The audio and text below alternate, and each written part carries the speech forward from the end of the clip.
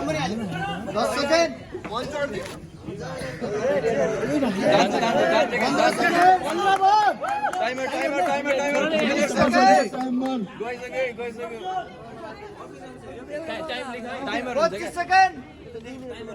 timer हुन्छ लास्टमा tension लिनु पर्दैन जति टाइम टेन्सन त बिग्रिनु हामी किन लिनु टेन्सन टाइमर छ हाम्रो अल्टिमेट वेट भन्दा बढी गयो भने टाइममा अनुसार हुन्छ हाम्रो क्याल्कुलेसन 40 सेकेन्ड कस्तो जानेको छ है जान्छ क्या कस्तो जाँदैन 45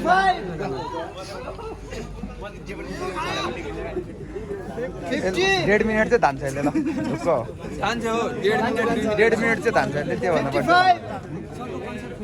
1 मिनट 1 मिनट भाचिन्छ